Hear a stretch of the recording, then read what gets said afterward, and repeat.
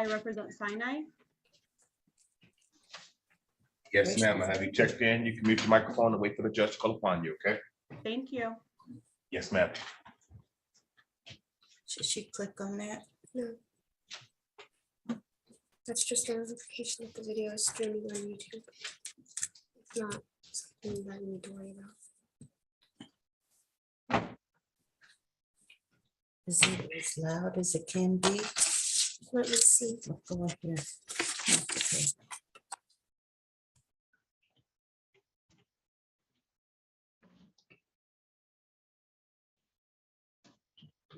This is case number 21-150003. This is comprehensive care pain management versus City of Detroit. The matter is before the court set on for a hearing on motion position.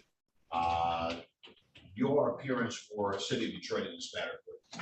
Good morning, Your Honor. Gregory Pattison, P75963 here on behalf of defendant, City of Detroit. All right, thank you, counsel. I know this is set on for 9:45 a.m.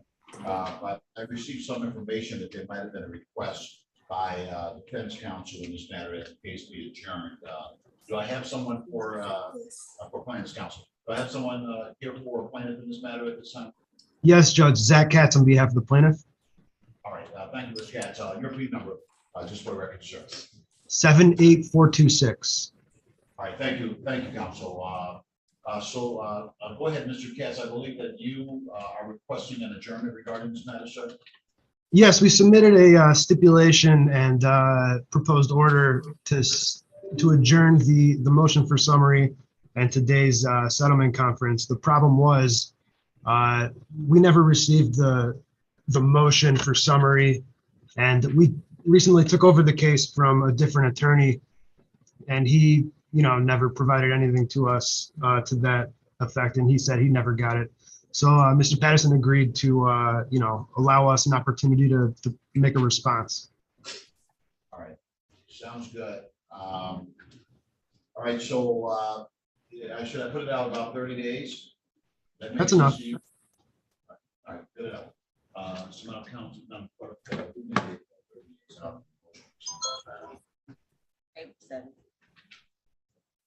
April 7th. 4/7/22. That's going to be April 7th, and that's going to be at 9:45 a.m.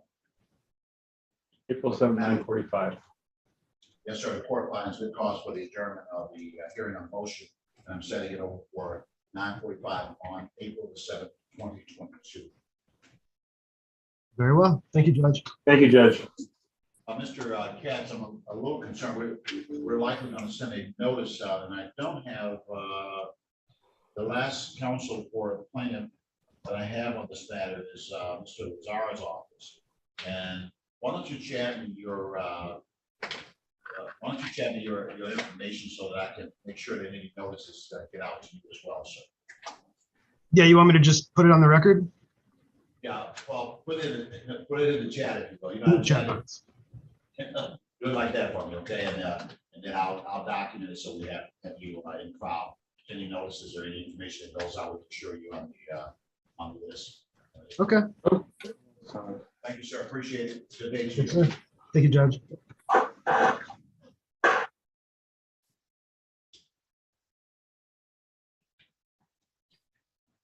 The court calls case number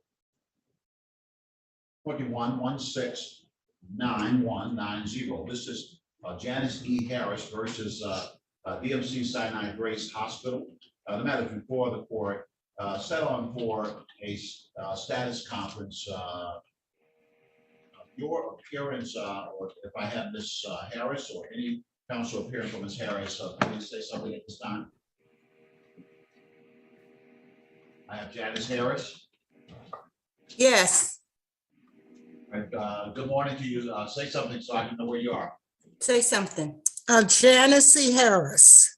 All right, thank you, Ms. Harris. I got you there. Just one moment. And Madam Counsel for DMC, your appearance at this time, please. Good morning, Your Honor. Farah Israel here on behalf of Sinai Grace Hospital. All right, and your P number, if you will, Ms. Israel, please. P80707. All right, thank you, Ms. Israel. I received I think I received the answer, yes, to the complaint in this matter. And so the matter is joined, and therefore the court, Ms. Harris, has set the matter up to schedule and make some decisions regarding what happens next in this case. That's why we're here today. That's why it's called a status conference and or a scheduling conference to try and set up this case so that it can proceed to the next stages. All right. So in as much as you've sued the DMC, my inquiry has to do with whether or not they wish to conduct some discovery, that is to gather information regarding your claim to determine the merits or lack of merits as relates to your claim. Madam Counsel. Correct, Your Honor. A discovery is actually ongoing. We did complete the deposition of plaintiff and her daughter, Donna Dansby. There is a little bit of additional discovery that needs to be done on my end, and there might be dispositive motions down the line, or we might head towards a resolution of the case. So yes, just need a additional time. All right, thank you, Counsel. And Ms. Harris, what that discussion is all about is discovering or exchanging information between the parties. And some of the exchange of information has already been done. I understand that they've already taken your deposition testimony, your testimony under oath, and that certain information has been requested of you, and they may be requesting additional information.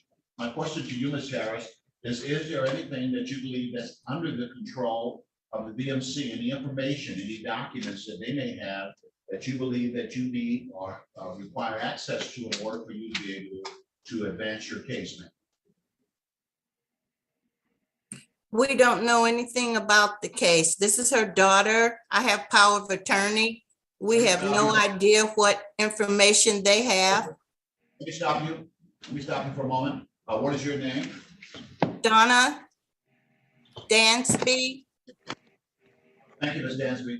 And Ms. Dansby, of course, you know that Ms. Harris filed this matter. And so the question is whether or not there is some information or documents that she would request, records or anything like that from the DMC, because the discovery process is open right now, and that would give her opportunity to make requests of documents. I did hear you say that you're in the process of hiring a lawyer to handle this matter. Is that correct, ma'am? No, that wasn't what I said. I said that I have power of attorney of my mother. My mother's 92 years old. Oh, that's awesome. Wow, I'm hoping to get there, so let it rub off on me. It's good to have you here, ma'am. All right. So, ma'am, when you say you have power of attorney, do you have an order granted by the probate court that allows you to act on her behalf? Yes, All right. So you have letters of authority from the probate court, correct? I have durable power of attorney. But I asked you, and you know that's not what I asked you, right? You do know that, Ms. Dansby. Dansby, I asked you whether or not you have letters of authority from the probate court. I guess not. I just have, No, you already told me about the power of attorney. You can't act as her attorney because you're not an attorney. Now, if you're an attorney, you can tell me that. You can act as her attorney if you are. no, I'm not an attorney. All right. So you can't really act as her attorney in regard to this case. I certainly will let you, if you speak and assist her in ways to try and help her to Okay. to advance the claim here. The All critical right. issue. Thank you. The critical issue for Ms. Harris right now is, as this matter navigates through the legal process, is with whether or not you on her behalf, or she and you together are requesting copies of any documents under the control of the DMC. Because if you are, then the court at this point would provide a mechanism for that information to be turned over to you. So yes, you want information. Yes, I would like information, please. Okay, and it's okay if you say something to Ms. Dansby. And that is, what specifically would she be requesting from the hospital that might help the case?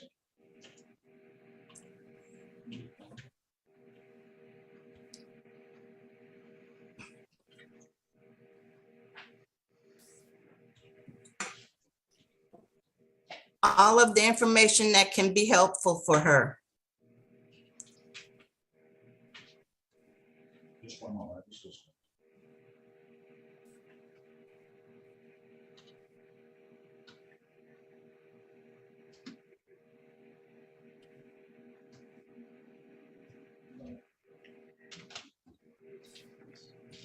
Okay, so this case is about Miss Harris being in the hospital there at the DMC Sinai Grace.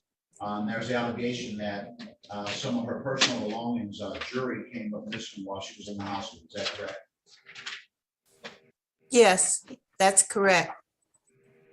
All right, so you're asking for the plaintiff to identify, the defendant to identify the persons that were working on her unit during the time that she was there, so that you might identify persons that may have been in that environment at the time that she was in the hospital. Is that correct?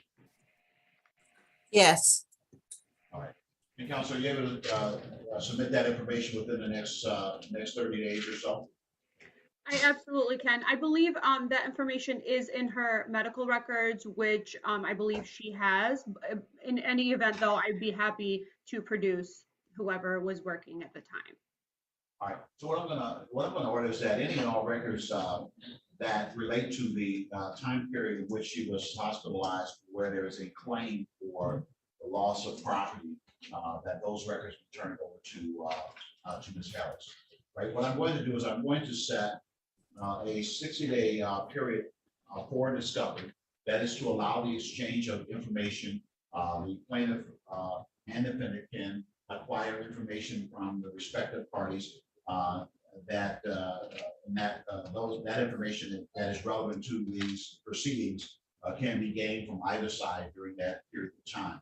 What I'm also going to do is I'm going to set a next date, and that date is going to be yeah, May 2nd. That day is going to be May 2nd, 5/2/22. Now, what I'm going to allow is I'm going to allow for motions that might be heard or that might be filed to be heard on that day, on May the 2nd. So that what's going to happen is that if either side believes that they have a motion or a petition that they wish to make of the court, asking that the court take action in this case, a request that the court make a decision regarding any issue in this case, you can file a motion to be heard on that date. That is May the 2nd of 2022. That motion can be for some particular issue in the case, or it can be what's called a dispositive motion, meaning that it can be a motion that results in the case being ultimately decided, a motion that could result in the case being dismissed. That's called a dispositive motion. Any motion that either side wants to file, you can file that motion and set it for hearing on May the 2nd of 2022, the next date of hearing, and that's going to be at 9:45 a.m. Now, the only requirement is that you must give the other side at least 10 days to respond to any motion that you file. You get an order from me with that information in. You file your motion, and as long as it gives the other side at least 10 days to respond to the motion, then I will hear it on the 2nd of May, 2022. I'm going to send you an order with that on it. Your next date is again May the 2nd, 2022, 9:45 a.m. On that date, we'll be set for a final pretrial conference, and that will also be a motion hearing date to the extent that you file a motion or any motions and allow 10 days for the other side, the other party to respond to the motion. All right, that's going to be my order. You will receive documents in the mail in that regard. Please, of course, note the next hearing date, 5/2/22, 9:45. All right. I wish you well and all the best to both sides. Thank you, Your Honor.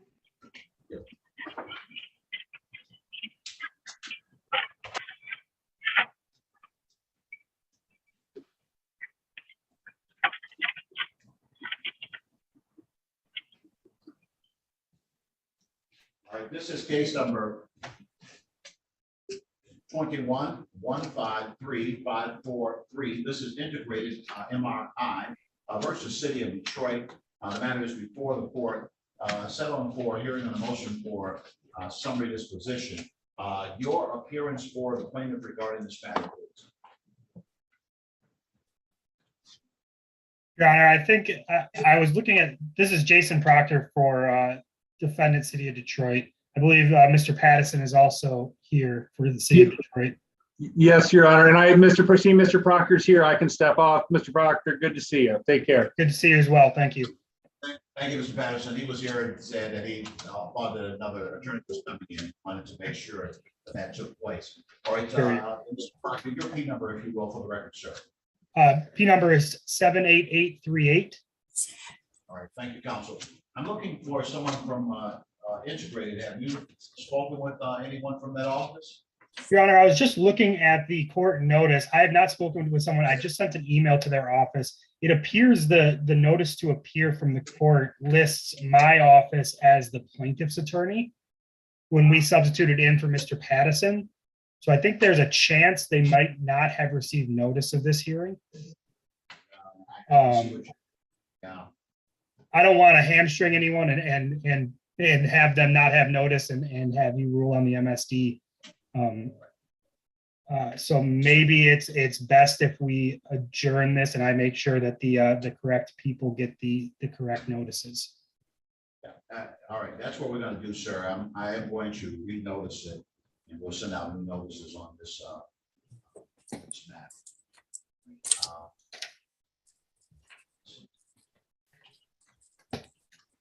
So the address, it looks like that I have for Integrated is regarding Mr. and Mrs. Bazzi's office in Dearborn. The information you have. Right, I have actually, I emailed both Miss Bazzi's office in Dearborn and also Mr. Green from Bashore Green Law Group, who actually filed the complaint. I have documents from both of their offices, so I just sent an email this morning trying to clarify who exactly is handling this file on behalf of Integrated. Sounds good.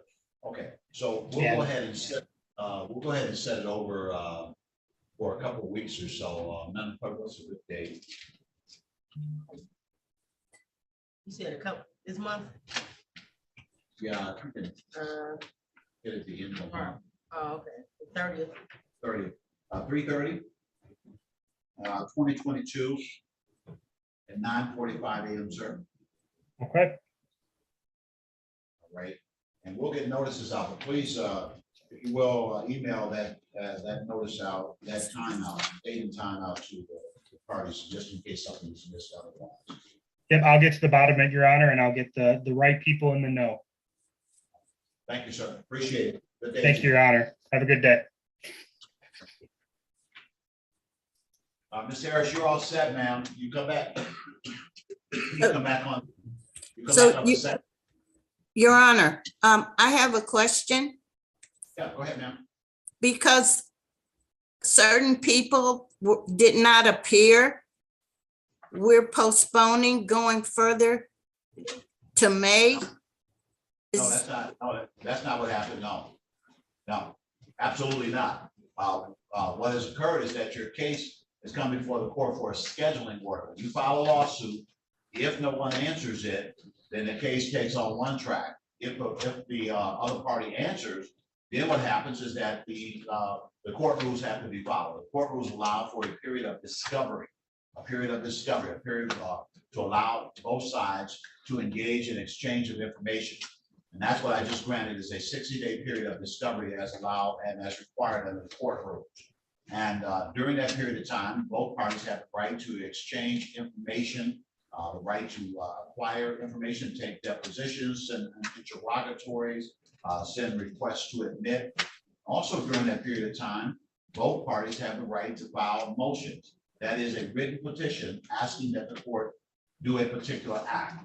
For example, if you believe that you're entitled to judgment as a matter of law, that there's no further action that is needed under MCR 116C, you could file a motion in that regard. The other side can do so also. So it's those kind of issues that come up when you file a lawsuit. And I understand that, I understand that you're not a lawyer, that neither one of you are lawyers, but you're held to the standard of a lawyer when you file a legal action. And therefore, I have to follow the court rules just like I would follow the court rules in a case where there are two lawyers. It's the same thing. It's still the same court rules. So when you come back on the when you come back on the 2nd of May, by that time, all of the discovery, all of the information requested by either side should have been completed. Everybody should have exchanged whatever they need to exchange. Also by that date, either side or both sides should have filed any motions that they want to file before me, any written petitions that they wish to file in front of me. And if those petitions lead to a decision by the court that disposes of the case one way or the other, that would be the end of the matter. If not, then the next thing that happens is that the case gets set for trial. It's set for trial.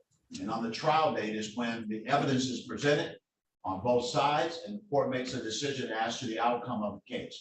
The next step after the next hearing would be to set the case for trial if there is no way to resolve or dispose of the case on the next action.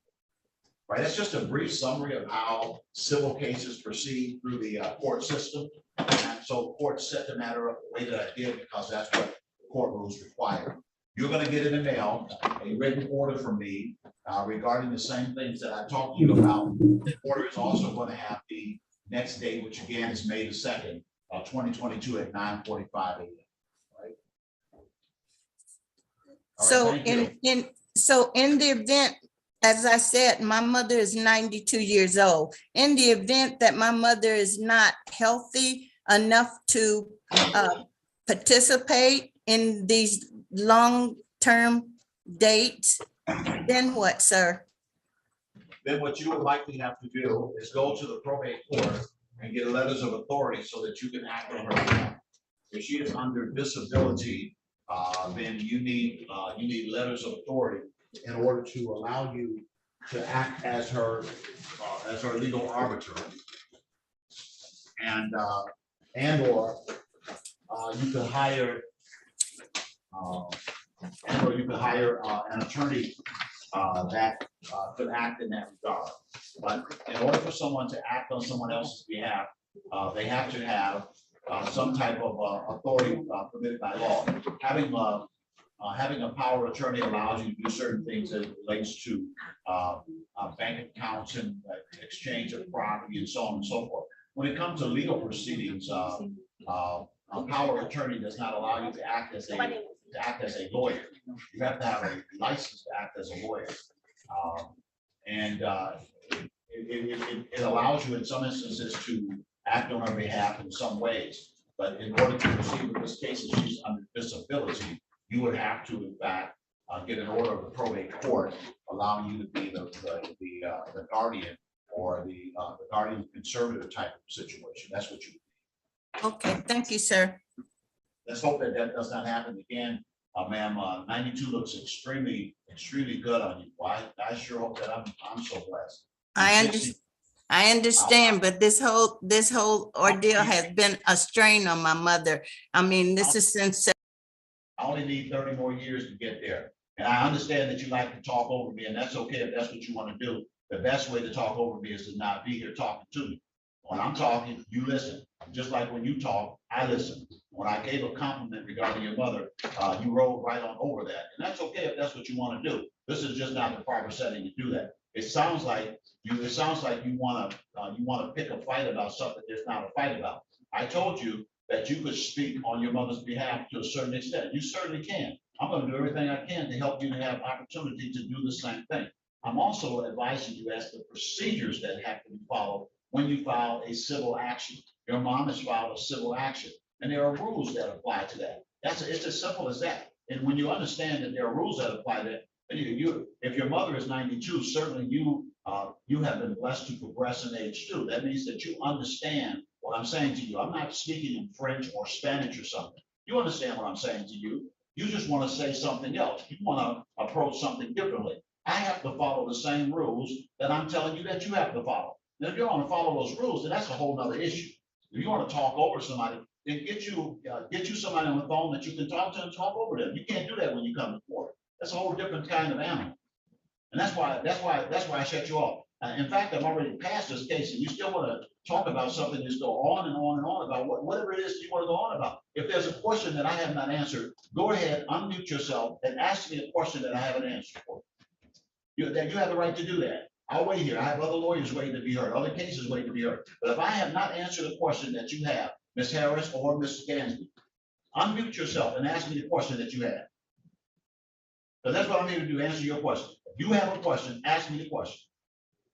Because I've answered your question about 3 or 4 times. The question, ask me. Unmute yourself first. You need to hit *6 to unmute yourself. Hit *6 on your device and unmute yourself. Ask me whatever you want to ask me.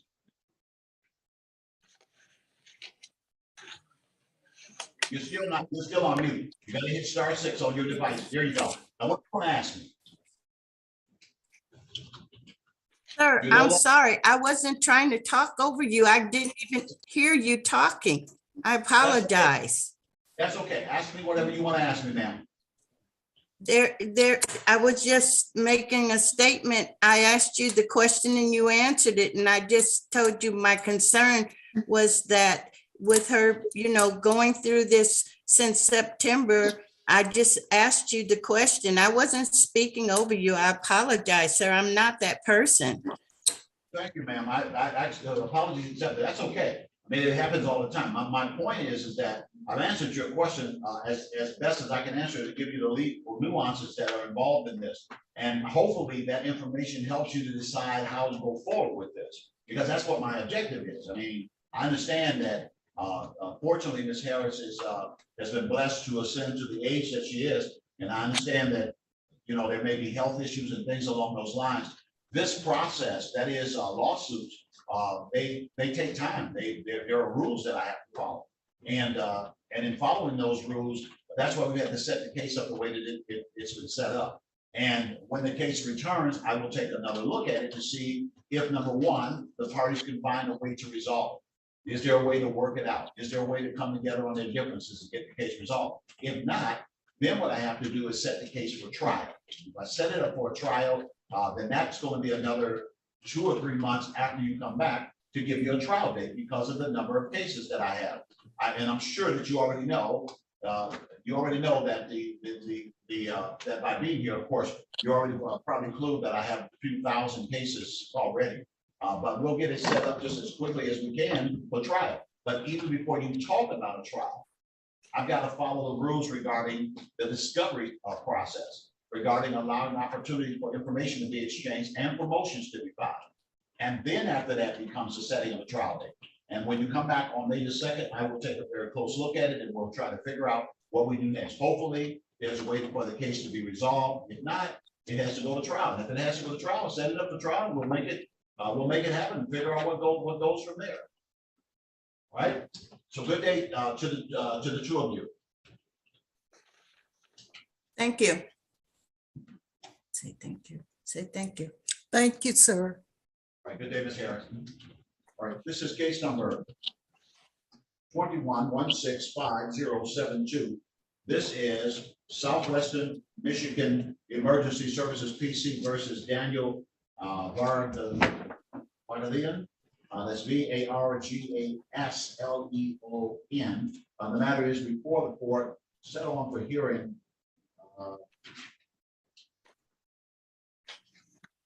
Wherein I received, it looks like I received an answer. So this is a status scheduling conference. Your appearance for the plaintiff regarding this matter. I'm looking for someone representing Southwestern Michigan Emergency. Okay, do I have someone representing Vargasleon, Daniel Vargasleon?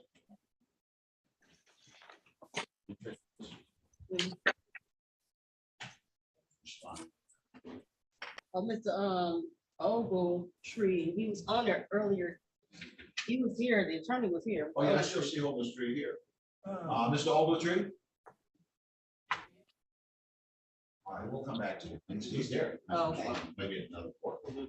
All right, the court, thank you.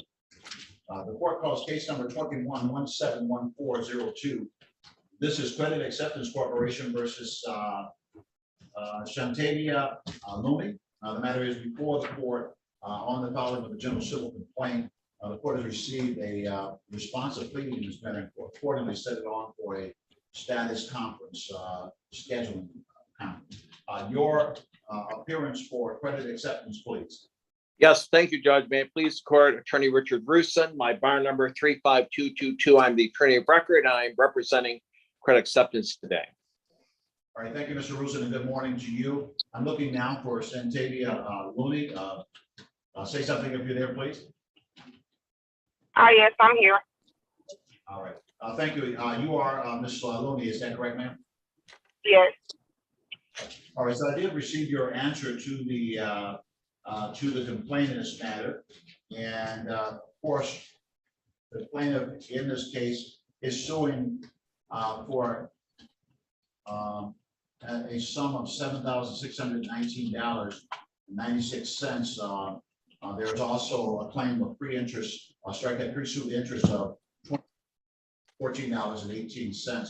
It seems that this arises out of the purchase of an automobile and the default on the purchase of that automobile. You understand that that's what this case is about, Ms. Looney?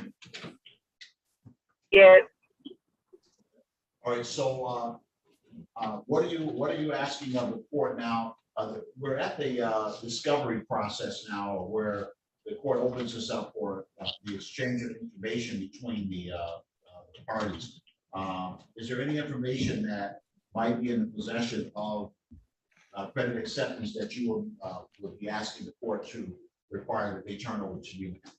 Yeah, Judge, may I please, court Richard Bruce, let me address that. You know, besides the documentation attached to the plaintiff's complaint, I would also have other documentation showing, according to the credit acceptance records, the sale and the deficiency balance notifications to defendant. Therefore, I would ask for two things. I would ask for a short discovery for 60 days so I can get this media to Ms. Looney for her review. She can feel free to call my office anytime at the number of which, for instance, is on the notice today, 586-868-2737. She can talk to one of my staff people if we can come to terms with it. And on that, I rest. All right, thank you, Ms. Looney. What do you wish to see happen regarding this matter, regarding the discovery or any issues that you wish to bring to his attention at this time? I'm just really trying to figure out. I had just purchased a car on the 2nd of March, and I'm going back with credit acceptance. They, where I purchased the car from, they told me that credit acceptance was willing to settle for $2,000. I paid that in full, and I am back with credit acceptance with a new loan. So I'm just trying to see if that's was that the term, because that's what I was informed of at the car lot, or should I be looking for something else to pay? All right, so you said that somebody accepted $2,000 from you as settlement of this matter? Yes, that's with the dealership. I went to Big 3 Auto on March the 2nd of this year. They told me I had to settle with $2,000, and now I have a recent claim open back with credit acceptance to pay monthly payments on my new vehicle. All right, so I think a little discovery may go a long way here, Judge. And, you know, I would just for the record, perfect. One of the things I'll ask Ms. Looney to provide is any of the documentation that she has that corroborates her allegation of a prior settlement. All right, so you still have the vehicle, Ms. Looney, or? I don't have the vehicle. I don't have the vehicle that we're in court for right now. I just recently received a new vehicle, and I'm now in terms of credit acceptance again. So prior to that, I couldn't get a car through them again because I had the balance. And like I said, at the auto place, they told me that credit acceptance was willing to settle for the $2,000. I paid that on March the 2nd, 2022. And now, like I said, I have a new account open with credit acceptance and has a different balance monthly. All right, and so you after you paid the $2,000, then put down some money to buy another car. Correct. So that 2,000 was not on the card that you now have. It was to pay off any outstanding indebtedness with credit acceptance, as you understood, correct? Yes, that's what I understood. All right, did they give you any paperwork, paperwork regarding that $2,000 at all? They said that they could give me the information. Right now, I just have basically the new contract and the new account information for me to make my first payment with credit acceptance.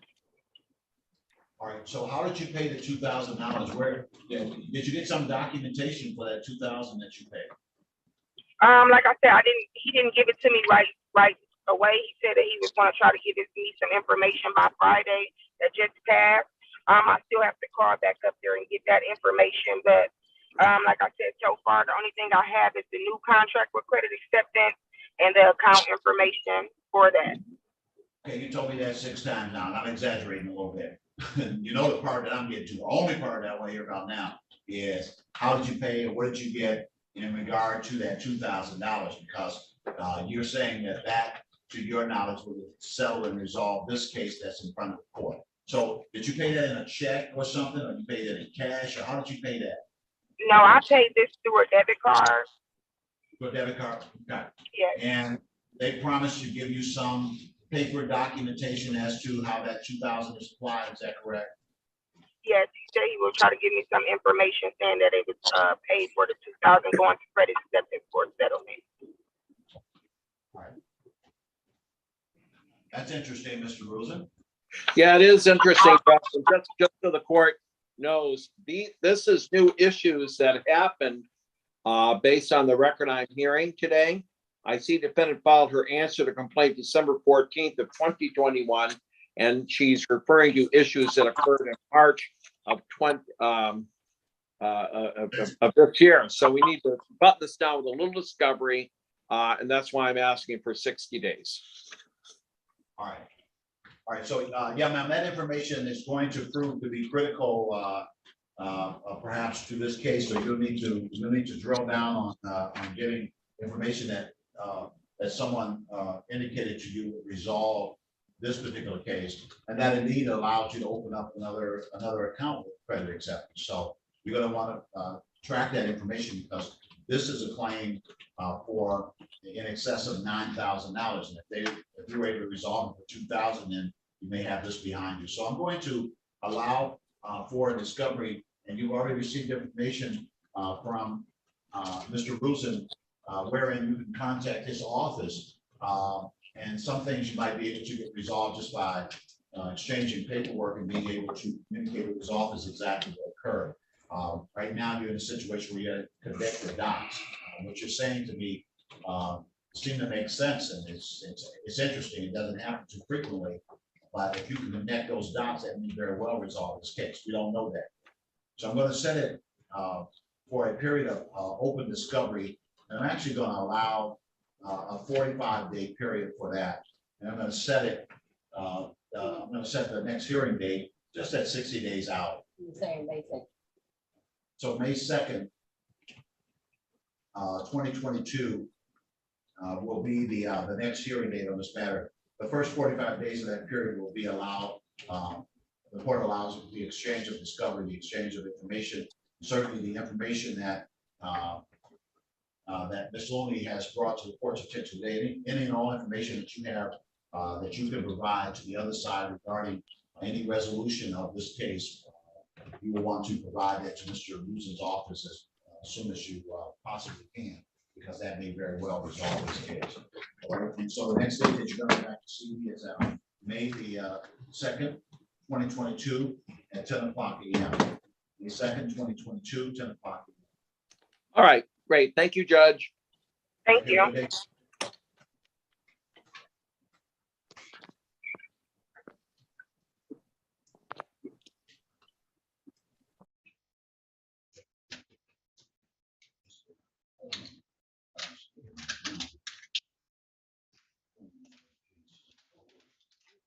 Yeah, I don't know.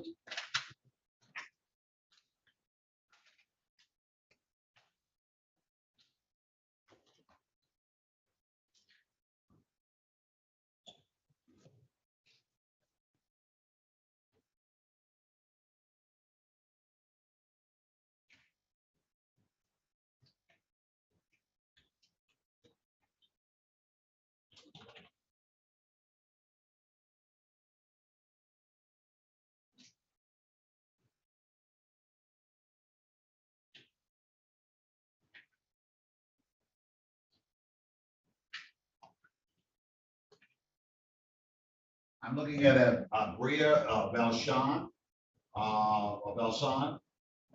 Yeah, tell me why you're here.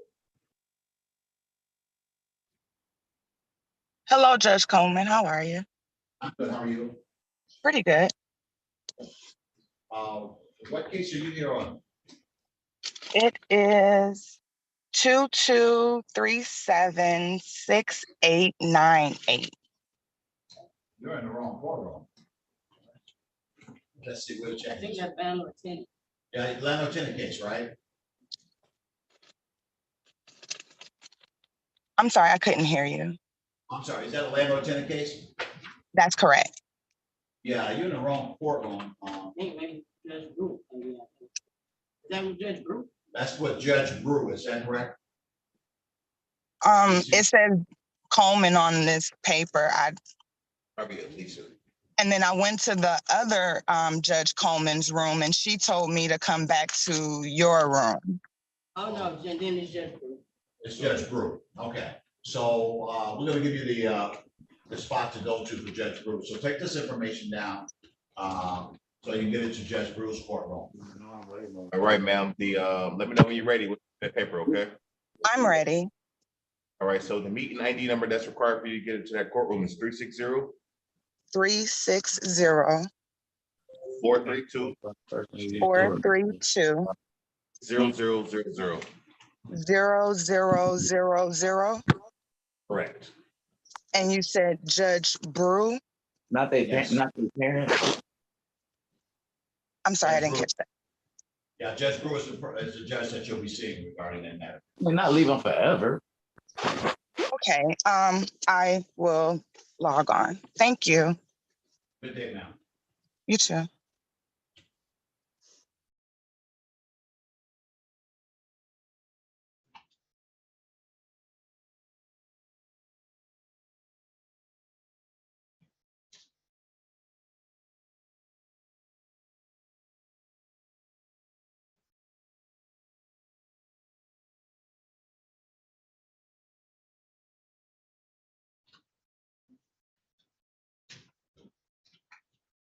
I'm seeing a John Daly on this Zoom, and Mr. Daly, tell me why you're here. What case are you here on?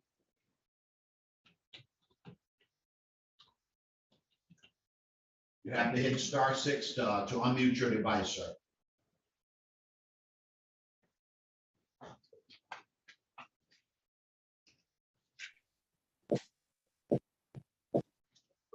Morning, Mr. Daly. Oh, he's gone.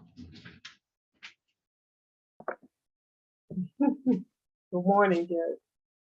Good morning to you. Let me address this Ogletree matter.